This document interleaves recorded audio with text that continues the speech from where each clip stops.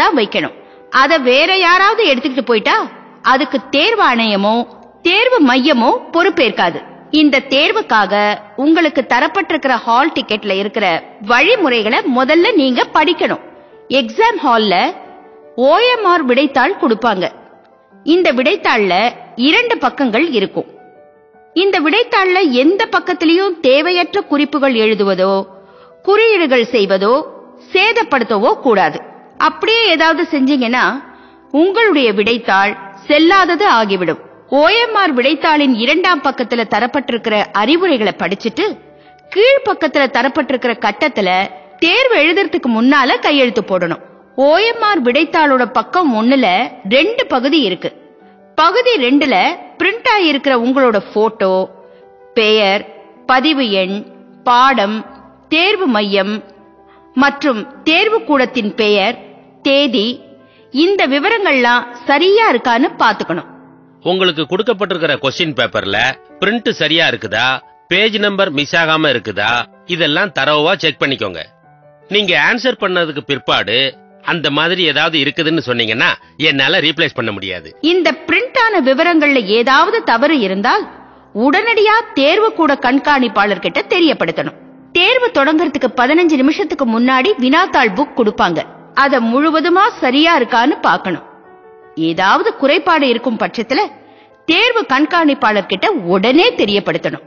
உங்களுடைய வினாத்தாள்ல உள்ள நம்பரை OMR விடைத்தாள்ல எழுதணும். நீங்க எழுதின நம்பரை அந்தந்த நம்பர் உள்ள கட்டத்துல கருப்பு மையால ஷேட் பண்ணணும்.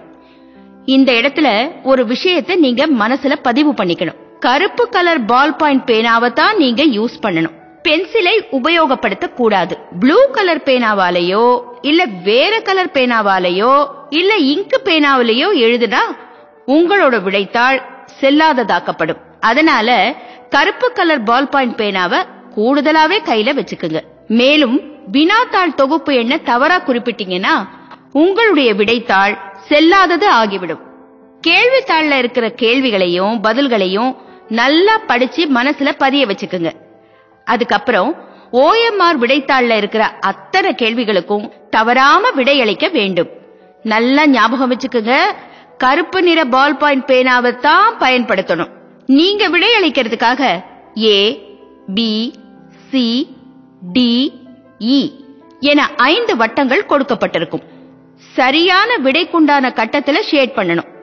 ஒரு குறிப்பிட்ட கேள்விக்கு விட தெரியலனா E என்ற வட்டத்தை அவசியம் ஷேட் பண்ணணும்.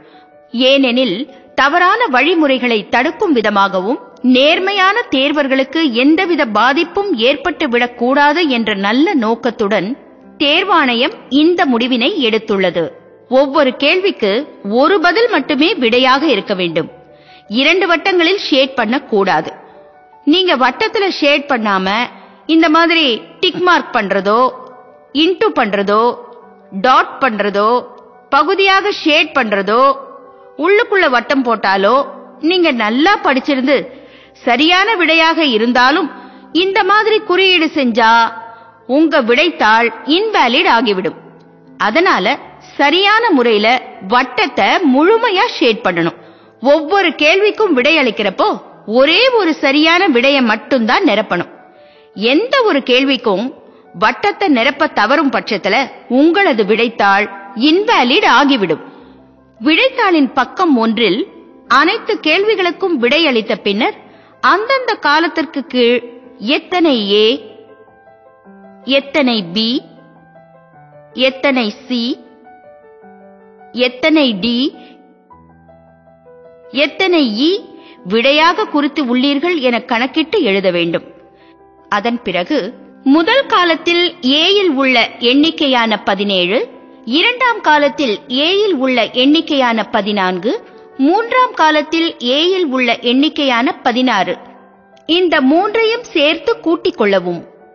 17 + 14 31 + 16 47. இந்த கூட்டுத்தொகையான 47ஐ பிரிவு 3Aயில் உள்ள A கட்டத்தில் நிரப்ப வேண்டும். 047 என்று நிரப்ப வேண்டும்.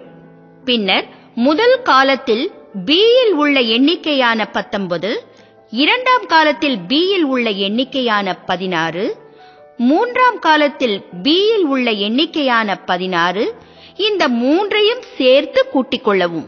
19 பிளஸ் 16 35 பிளஸ் 16 51. இந்த கூட்டுத்தொகையான 51ஐ பிரிவு 3Aயில் உள்ள பி கட்டத்தில் நிரப்ப வேண்டும். அதுபோல முறையே 3 காலங்களில் உள்ள சி, 3 காலங்களில் உள்ள டி, 3 காலங்களில் உள்ள இ ஆகியவற்றை கூட்டிக் கொள்ளவும். பின்னர் அந்த கூட்டுத்தொகையை பகுதி 2இல் பிரிவு 3Aயில் உள்ள CDE ஆகிய கட்டங்களில் அந்தந்த கூட்டுத்தொகையை எழுத வேண்டும். அதன் பிறகு பிரிவு 3Bயில் அதற்குரிய வட்டங்களை நிரப்ப வேண்டும்.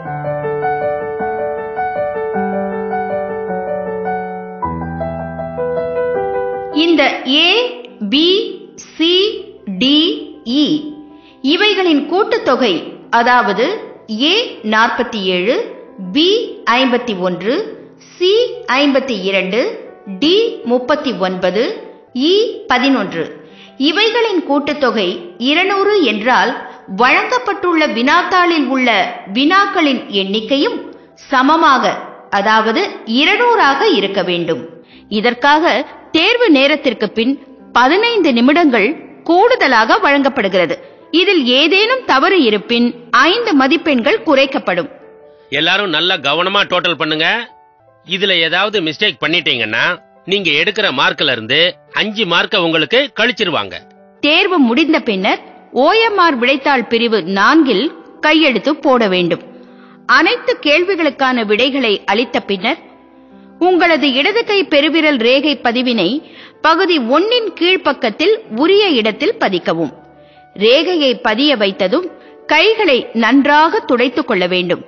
மற்ற பகுதிகளில் மைப்பட்டுவிட்டால் உங்களுடைய விடைத்தாள் செல்லாதது ஆகிவிடும். தேர்வர்கள் கையெழுத்திட்டு இடது கை பெருவிரல் ரேகையை பதித்த பிறகு தேர்வு கூட கண்காணிப்பாளர் அதில் கையெழுத்திடுவார். உங்கள் விடைத்தாளில் நீங்கள் குறித்துள்ள அனைத்து விவரங்களுக்கும் நீங்கள் மட்டுமே பொறுப்பாவீர்கள். எனவே விவரங்கள் சரியாக உள்ளனவா என்று உறுதிப்படுத்திக் கொள்ளுங்கள். தேர்வுக்கு நன்றாக படித்து உங்களை தயார்படுத்திக் கொள்வதுடன் இந்த அறிவுரைகளையும் சரியாக பின்பற்றி தேர்வு எழுதுங்கள். நன்றி, வணக்கம். இப்போ நல்லா புரிஞ்சுதா? ரொம்ப முக்கியமான விஷயம் காயத்ரி. தேர்வாணையம் தரவரிசைப்படிதான் ஆர்டர் அனுப்புவாங்க. இடைத்தரகர்கள் மூலம் தவறான வழியில போய் ஏமாந்துட வேண்டாம். அப்படி யாராவது ஏமாந்துட்டாங்கன்னா அதுக்கு தேர்வாணையம் பொறுப்பாகாது.